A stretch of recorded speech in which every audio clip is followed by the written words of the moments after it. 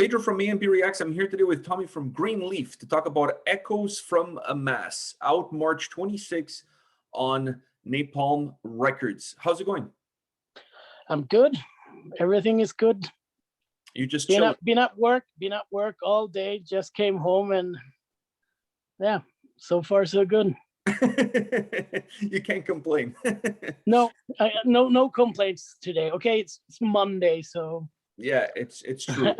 It's true. It's only Monday.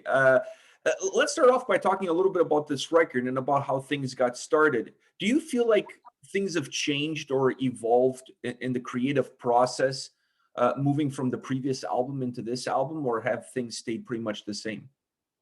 I think for each album that we do, we change a little bit because we try to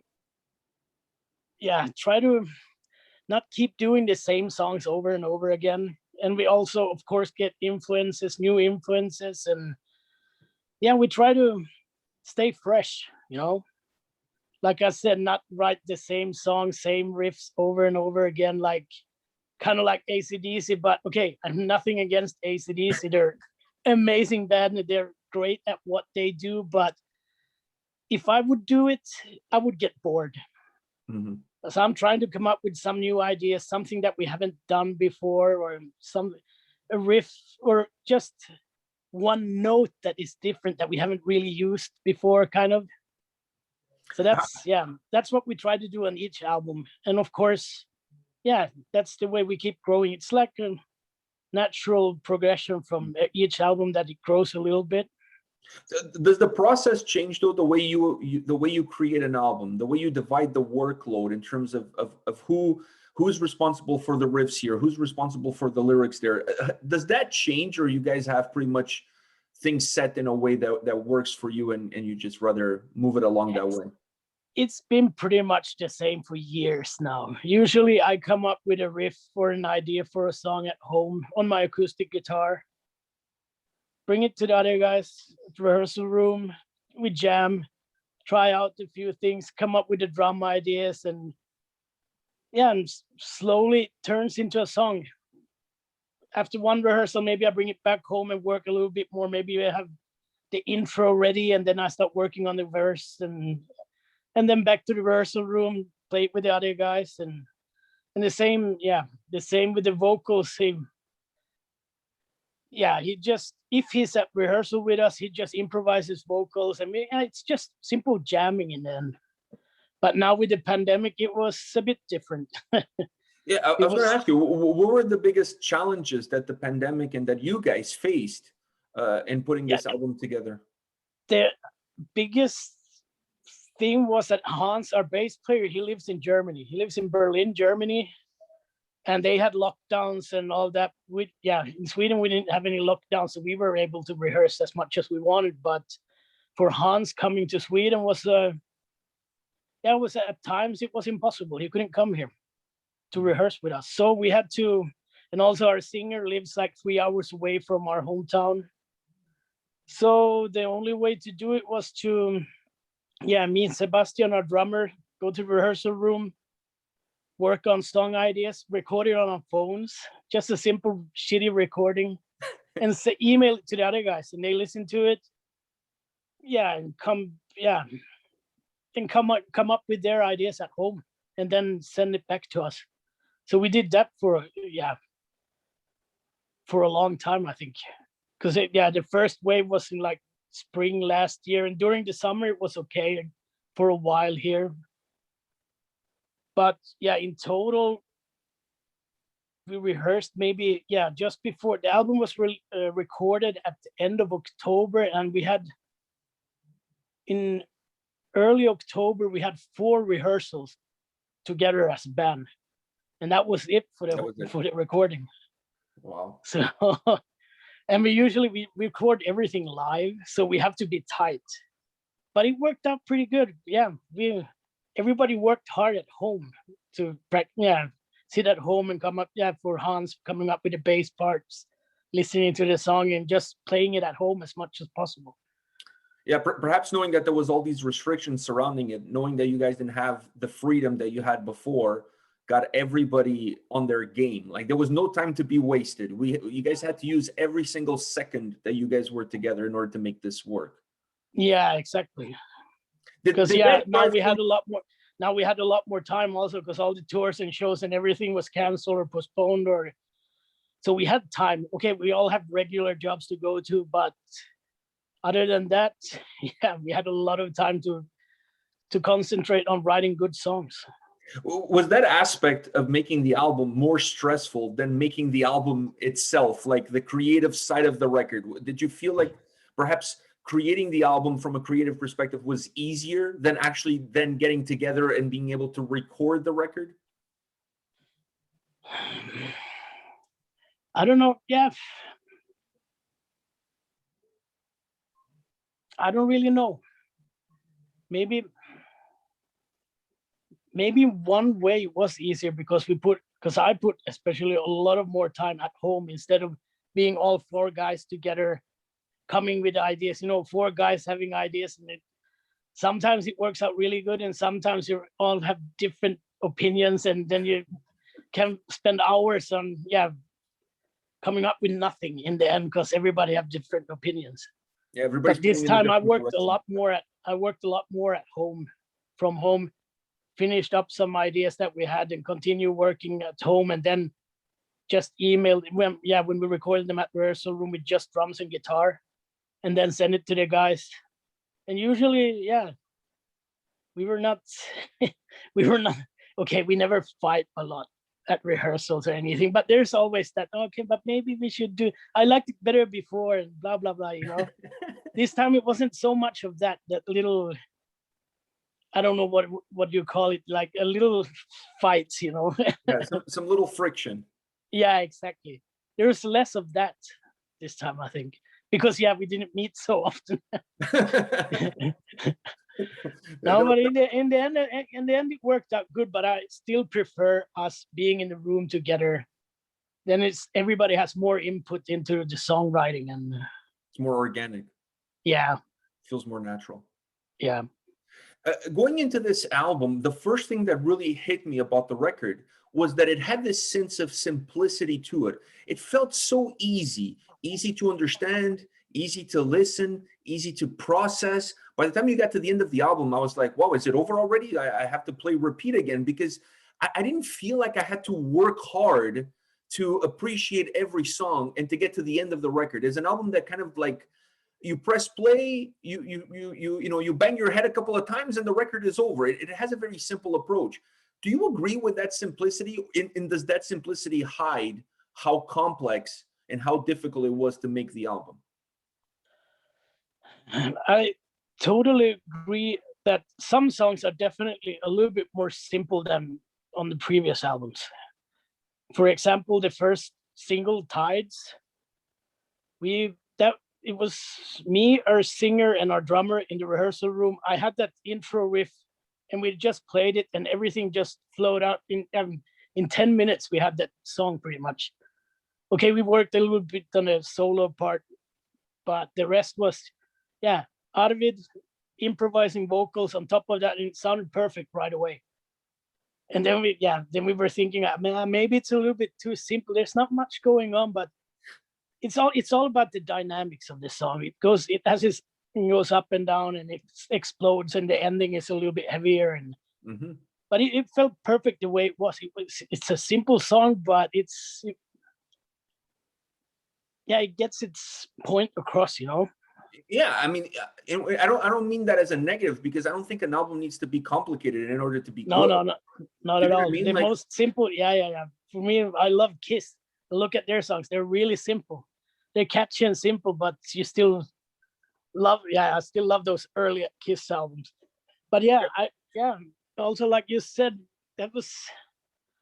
We always try to do an album, you know, not just singles. It's album, and I put quite a lot of time into making the track order and make everything flow in a good way. So, so people won't stop after 3-4 songs. I want people to listen to the whole album and have the right track order, and also not make. I don't want the album to be too long. First of all, I don't want to be like Tool, and for Tool it works, or any progressive metal band, or it can be like 80 minutes of music in there. But for a simple rock band, I think between 40, 50 minutes is, yeah, that's a lot. Yeah. Yeah. You know, like in the 70s, the albums were like between 30 and 40 minutes. So no, I thought the album had the right combination of songs, because it kind of like, from the moment you press play, it holds your hand and it takes you all the way through in a very simple process. Like, you don't have to really, you work your way through it. And then the duration of the album is also perfect.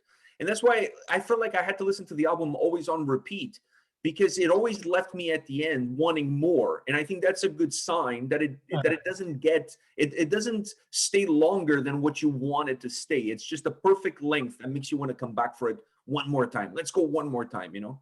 Exactly, that's the plan. Yeah, to want people to live. Yeah, when you have heard it once, you want to hear it again, or you want to, yeah, when you want the band to hurry up to make another record, you know. Yeah. And to me, I think that's one of the aspects that is so great about this album, is how catchy, how hooky it is, but at the same time, the sound quality is amazing. And that was another thing that I was a little bit surprised coming in, because I was expecting the sound to be a little bit more muddy. I don't want to call it sludgy, but I was expecting the overall sound to be just a little bit more muddy. And when I got into the record, I was like, wow, it's clean. It's so crisp. You could hear all the different elements. You could hear everything. What drove you guys to have the sound like that? And do you feel like that's an important element of making the album as hooky as it is to have the sound be as clean, as driven as it is on this album? Well, I don't think we really wanted to. We wanted to sound clean. Okay, previous albums have a little bit dirtier sound, but in the end, we just want to be like a classic 70s rock band, but in a more modern way. We don't want to be a retro band, but we're definitely influenced by the 70s sounds, you know, because then you could hear the drums, you could hear the bass, you can hear the guitars and the vocals. And a lot of the heavier, like, yeah, all this, not all, but a lot of the stoner rock bands, the vocals might get buried in the mix or wherever, because everything is too muddy. And we tuned down to C. So the guitars are already a bit muddy, and then we have distortion and fuzz and whatever on top of that. So we try to not put too much fuzz in there, because you want the guitar to be clear and the bass to be heard, and we don't want it to be a big wall of noise. Yeah. Of course it should be dirty, but not too dirty. Not too dirty. Yeah. Yeah. You got to find this medium balance where there is some fuzziness, there is some dirt, but at the same time, not to the point where you can't hear the bass and the vocals are just like nobody knows where they are. Exactly. And that's why we work with Carl Daniel Lidén, who recorded the previous like 5 albums now. And he was the first drummer in Greenleaf also, so he knows exactly what we want to do and how we work. So it's really easy to work with him.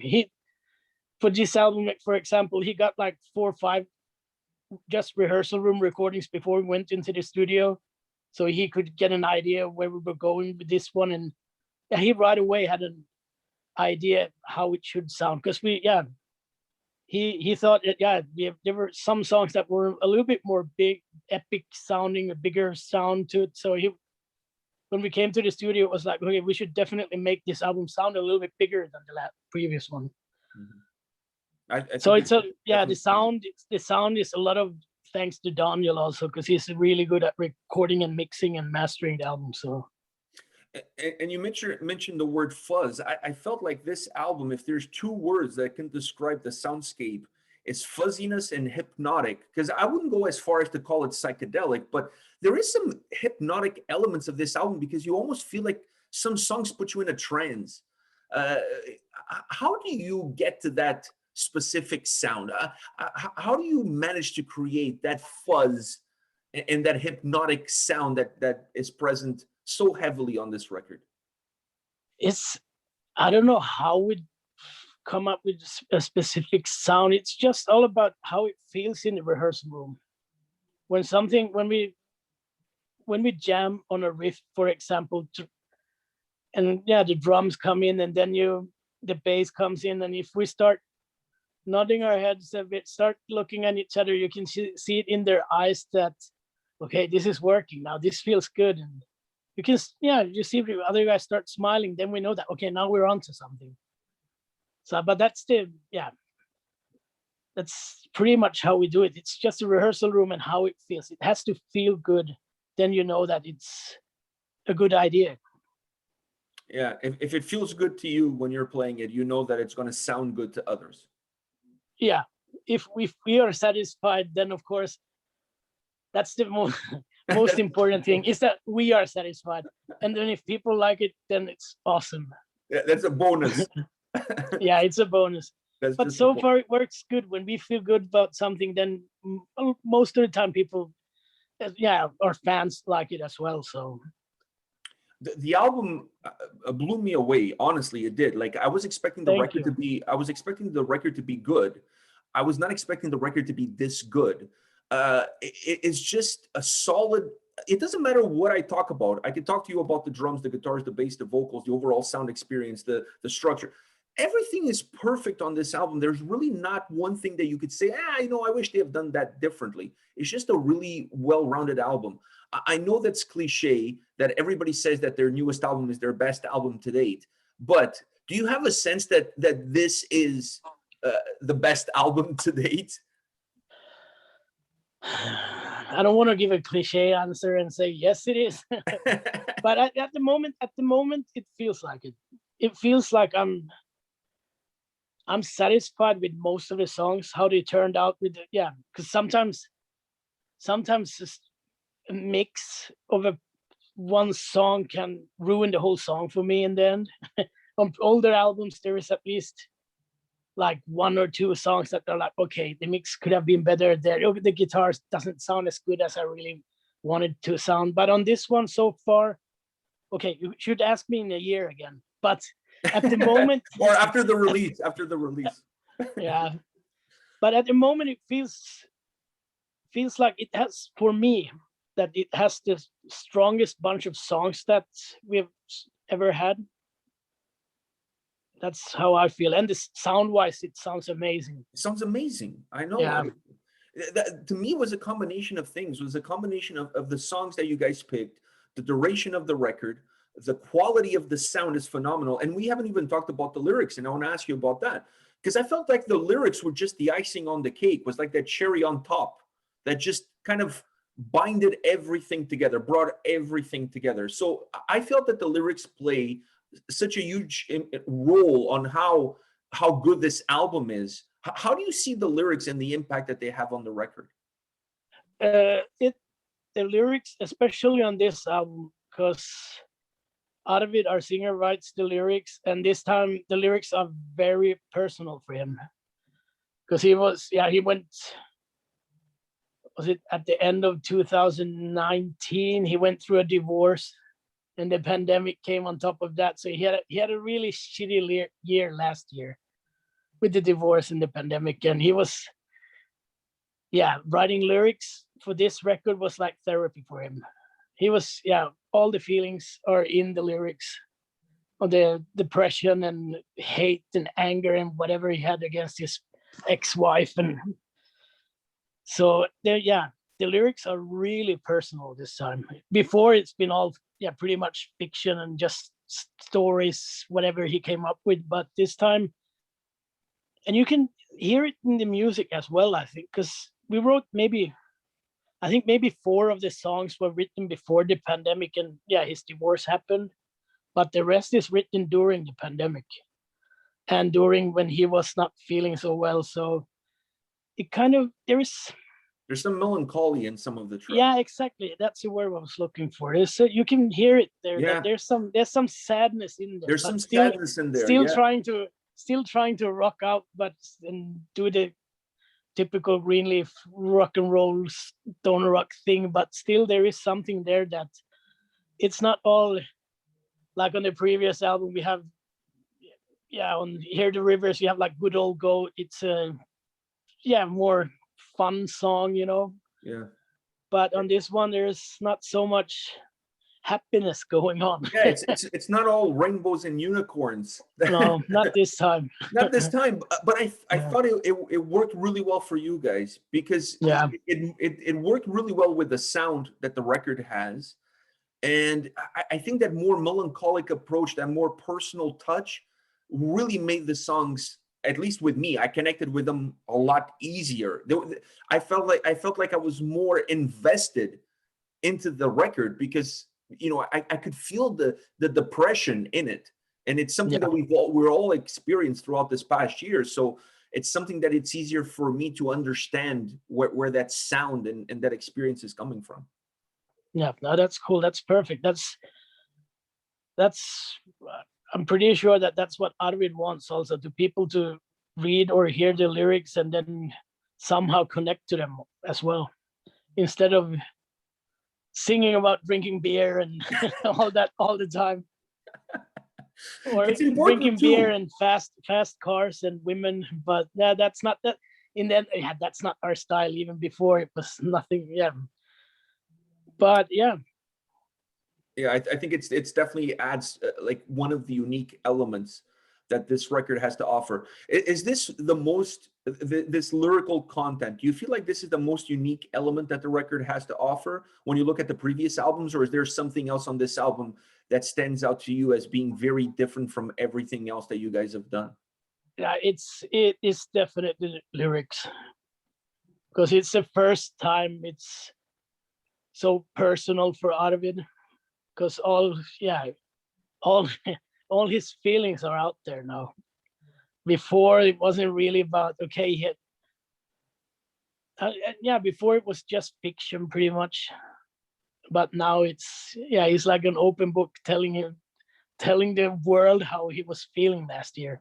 Yeah, there's a piece But of he's doing a little bit better now, so hope the next album probably will be a little bit happier. So, there's going to be hopefully, more beer in the next album. yeah, maybe more beer and whiskey, maybe. Yeah, less melancholy in the next record. Yeah, yeah, but it's No. too early to say. Yeah, it's too too early. early to say. You never know. Maybe he will get next album. Maybe he'll get divorced again or something. Let's hope not. Maybe he'll go through it just so that he have the inspiration for more lyrics. Yeah, maybe there's something else. It's too early to say what the next album will be about. But it's, yeah, like we said, the whole album is pretty much about, I think 8 out of the 10 songs is about the divorce. Wow. Yeah, it really comes across. I have to tell you that it really comes across. One last question for you, and that is perhaps a little bit more of a personal question. What are you walking away from this album that it's really dear and personal to you? Either something that you learn about yourself, or something that you didn't know you had it in you, and now it's out in the open. Personal for me, I don't know. It's like, yeah, I don't really know. The only thing I know that this album makes me feel good. So, yeah, maybe not like before, when you made an album, it's like, okay, this is perfect to drink beer to. But now it's a little bit different. Like we just talked about. It's still, it makes you want to sit like this. And of course, I'm so proud of it, so I can't sometimes stop smiling. But yeah, I don't know if it's anything personal. Like I have a daughter. She will be 3 in June, and she loves the album. And this is the first time she wasn't even, the previous album, she wasn't even born when the previous album was released. So this is something for me. This is the first Greenleaf album that comes out when she, after she was born. And she loves the album, and she loves the videos and all that. And that's special for me, because this will always be the album that my daughter loved also. I know later on, when she gets older, she will probably hate all the music that I do, but this is probably the first one that she really loved also. So Maybe for that will become a very special album to you. You'll have that Yeah, memory of your daughter exactly. at that age being so young and having that love affair with something that you made. Exactly. And she's really now, yeah, she will be 3 in June, and she's starting to understand what I do now, with that I play music and I play in a band, and she, yeah, I sit, yeah, she usually sits and listens to when I come up with riffs, and I always ask her, "Do you like this riff?" She's like, "Yeah, yeah," but sometimes she's like, "No, I don't like that one." "Oh, okay." So now She's a tough critic. she's part of my riff making now. She's making some decisions for me when I don't really know for myself if is it a good riff or not. I just ask her, and she's always honest. So That's the thing with kids, you know what I mean? They don't have a filter, right? So they're yeah, not going to say what you want to hear. They're going to say what they think. yeah, exactly. So you know you're always going to get the truth from her, if the riff Yeah, is good or not. exactly. I love that. I think that's the greatest, and I think that's something that's going to stay with you. This album is always going to be special because of that. Yeah, I think so as well. Yeah. Well, Tommy, thank you very much for your time today, man. I really appreciate it. Great record. You guys, man, really Thank you. hit a home run with this one. It's absolutely phenomenal album. I love the sound, like I said. I love the feel, and I love the melancholy that it has in it, because it just matches the soundscape so well. So congratulations on the record. All the best. Thank you. Cheers. Yeah.